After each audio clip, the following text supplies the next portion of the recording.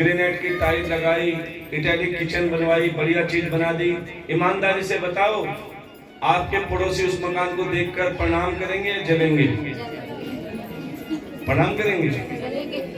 इतने पैसे भी लगाए फिर भी जल रहे हैं। तो प्यारे, उसमें कुछ सेवा अगर आप किसी मंदिर में एक ईंट भी दे दोगे, देखो देने वाले सीमेंट के ट्रक भी देते हैं, सरिये के ट्रक भी देते हैं, क्योंकि उनके पास अति है तो वो दे रहे हैं, भगवान ने दिया है। जिसके पास नहीं होता, अभी राम मंदिर बना अयोध्या में, देने वालों ने बहुत दान दिया, लेकिन कईयों ने जिसके पास नहीं था प्यारे थोड़ी सी मिट्टी भी दी है, एक ईंट भी दे के आए थे। उन्हें पता है जब मंदिर बनके तैयार होगा, जब राम जी को प्रणाम करेंगे तो प्यारे राम जी के साथ हमारी दी हुई एक ईंट को भी प्रणाम किया जाएगा। ऐसे ही जब भागवत कथा में आप किसी भी रूप में सेवा करते हैं तो प्यारे जो व्यासपीठ पर सभी आके प्रणाम करते हैं ना, तो व्यासपीठ के साथ में आपकी दी हुई सेवा को भी प्रणाम किया जाता है। चाहे प्यारे सेवा थोड़ी हो, लेकिन प्रणाम तो हो रहा है ना।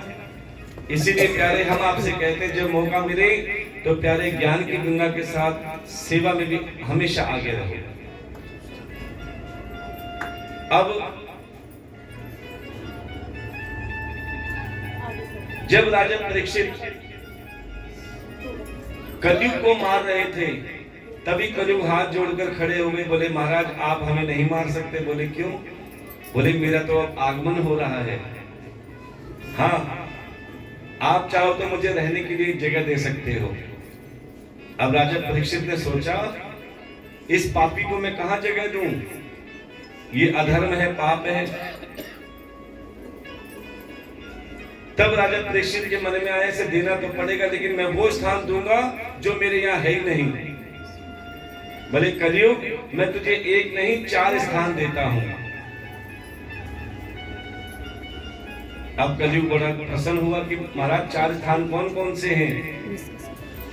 आप भी ध्यान देना, कलयुग किस किस में बैठा है। छोटा सा लगाना, एलर्जी हो जाती है। कि परीक्षित कहने लगे, जहां शराब पी जाए या पिलाई जाए वहां तेरा वास हो। देखो, जहां 2 4 5 जने शराब पीते हैं या पिलाते हैं, क्या वहां सत्संग होता है? एक सेकंड का भरोसा नहीं कब झगड़ा हो जाए, क्योंकि उस स्थान पे कलयुग का वास होता है। दूसरा स्थान, जहां जुआ खेला जाए, जहां 5-7 जने बैठ के जुआ खेलते हैं, वहां पे क्या होता है? कब चक्कू छुरी चल जाए कुछ पता नहीं, क्योंकि वहां भी कलयुग का वास है।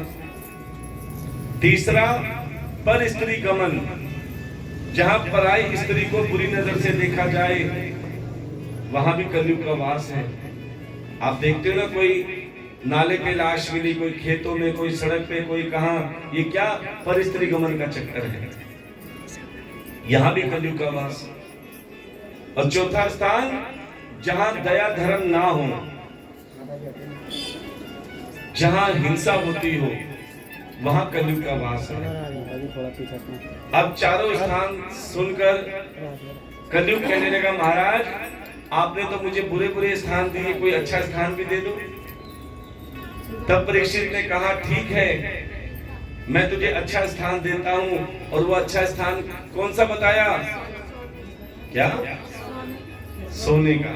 सोने का मतलब नहीं रात को सोना, क्या? गोल्ड। गोल्ड में भी कलयुग है, ध्यान देना। बोले महाराज जी तो हमारे पास तो बहुत सारा कलयुग है, और ये कलयुग बहुत महंगा हो रहा है। कितने रुपए तोला हो गया? 140 हो गया। 2 लाख तक पहुंचने वाला था, 140 हो गया। तो इस स्वर्ण में भी कलयुग बताया गया है, ध्यान देना। ये सोने में कलयुग कैसे दिखता है, बड़े ध्यान से सुनना। आपने एक चीज देखी होगी, कोई व्यक्ति या महिला जब सोना बनवाती है नया नया, फिर उनका चलना देखो, प्रेम से बोलना पड़ेगा। अच्छा, एक महिला कथा में आई, 1.5 तोले की अंगूठी पहन के, नहीं नहीं, बड़े ध्यान से सुनना। अब कथा में आके बैठ तो गई, लेकिन ध्यान कलयुग में बार बार अंगूठी घुमाए, बोले मैं पड़ोसन को कैसे दिखाऊं, ये पड़ोसन कैसे देखे, पड़ोसन का ध्यान कथा में। अब उसको बहाना मिल ही गया, बोले ऐसे तो देखेगी नहीं। अब पड़ोसन के आगे बार बार क्या कहे, अरे ये तो ऐसे ही कथा कर रहे हैं। उसके मुंह के आगे बार बार अंगूठी दिखा, अरे ये तो ऐसे ही कथा कर रहे हैं। अब सबको दिखाए, लेकिन सबके ध्यान कथा में, किसी ने उसकी अंगूठी नहीं देखी। बोले बिना दिखाए तो मेरे पेट में दर्द हो रहा है, जब तक मैं बताऊं ना मेरी तो कोई अंगूठी नहीं देख रहा। अब शाम को कथा के बाद घर गई, बोले हाँ एक बहाना है, अपने घर के आगे उसने थोड़ी सी आग लगा ली और शोर मचा दिया, हाय मेरे घर में आग लग गई, मेरे घर में आग लग गई। देखो हम आपसे भी बार बार कहते हैं, 24 घंटे में सरस्वती जबान पे जरूर बैठती है। कभी ऐसी मत बोला करो, वरना सच होने में भी देर नहीं लगती। अब इसके बोलने की देर थी, हवा का झोंका ऐसा आया, चिंगारी सीधी पर्दे पे लगी और मकान जलना। अब तो पहले तो नकली रो रही थी, अब तो जोर जोर से रोने लगी, हाय सच में मेरा मकान जल गया, मेरा मकान जल गया। सारे पड़ोसी इकट्ठे हो गए। अब पड़ोसन में एक पड़ोसन की निगाह उसकी अंगूठी पे पड़ गई। बोले अरे बहन ये बता तूने अंगूठी कब बनवाई? अरे बहन तू कथा में देख लेती तो मैं अपने घर में आग थोड़ा लगा दी।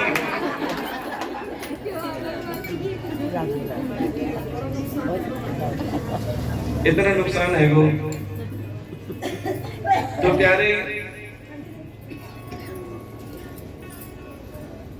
अब राजा परीक्षित ने जब कहा कि तेरा वास स्वर्ण में हो, अब कलयुग बड़ा प्रसन्न हुआ। ओहो इतना सुंदर स्थान दिया, लेकिन ये स्थान है कहाँ?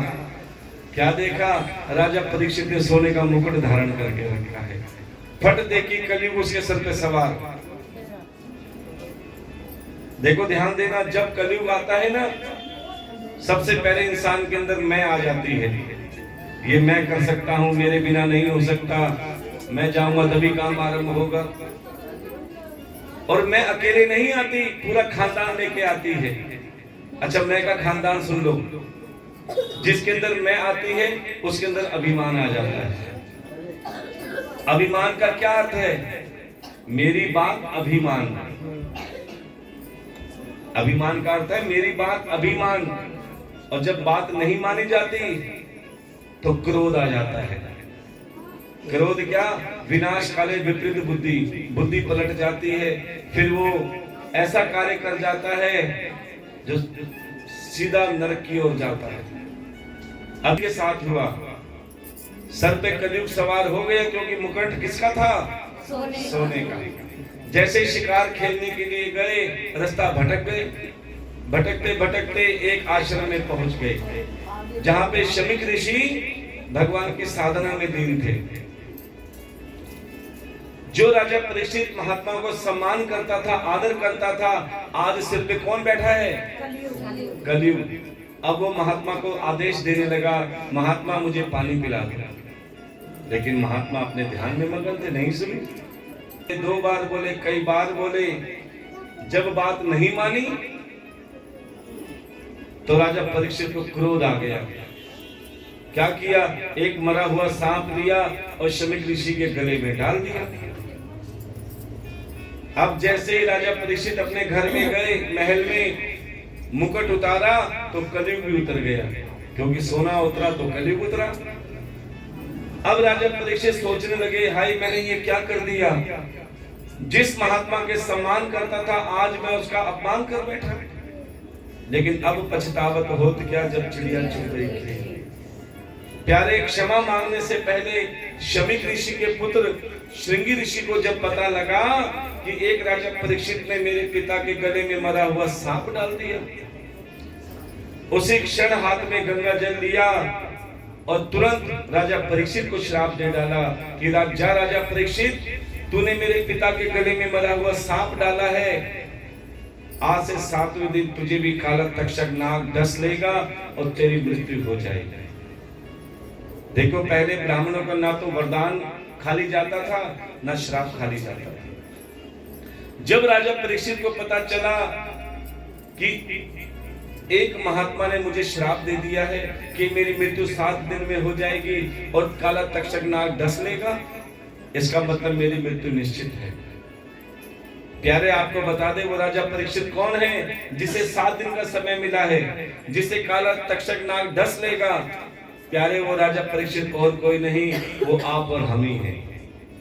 ये कहा जाता है ना कि तुम परीक्षित बनो। क्यों बनते हैं परीक्षित? क्योंकि परीक्षित ने ये उसको पता है कि मेरी मृत्यु 7 दिन में होगी, लेकिन मैं मुक्ति का उपाय ढूंढने के लिए कथा सुन रहा हूं। इस बहाने मेरी मृत्यु से पहले मुक्ति हो जाए, क्योंकि मृत्यु के बाद मुक्ति की कोई गारंटी नहीं है। इसीलिए मृत्यु से पहले गारंटी है कि तुम कथा सुनोगे तो मुक्ति मिलेगी। तो आपको बता दें ये 7 दिन सबके साथ होने, इन्हीं 7 दिनों में सब जाएंगे। ये 7 दिन कौन से हैं ध्यान देना, सोम मंगल बुध वीर शुक्र शनि और इन्हीं 7 दिन के अंदर ये जीव संसार में आता है और इन्हीं 7 दिन के अंदर ही वापस जाता है। 8वां दिन किसी को नहीं मिला। और ये जीवन कितना बड़ा है। इंसान सोचता है बचपन में जवानी में भक्ति करेंगे, अभी तो बहुत समय है, जवानी में कमाई भी लग जाता है। सोचते हैं बुढ़ापे में भक्ति करेंगे। सज्जनों बताएं भक्ति का सबसे अच्छा समय कौन सा है? बचपन में भक्ति अमृत के समान है, जवानी में भक्ति दूध घी के समान है और बुढ़ापे में केवल पानी के समान है। ध्यान देना, बचपन में 15 मिनट में भक्ति बच्चा कर लेगा, उसे दिमाग में रहेगी। बुढ़ापे में 6 घंटे में भी तुम बैठे रहोगे ना, यहाँ तक तो अच्छी लगेगी, बाहर जाते ही 1 घंटे बाद सब गायब। इसीलिए कहते हैं प्यारे, तुमने अमृत नहीं पिया कोई बात नहीं, जवानी में दूध घी पिया नहीं पिया कोई बात नहीं, कम से कम बुढ़ापे में पानी पी लो और अपने बच्चों को अमृत पान करा दो।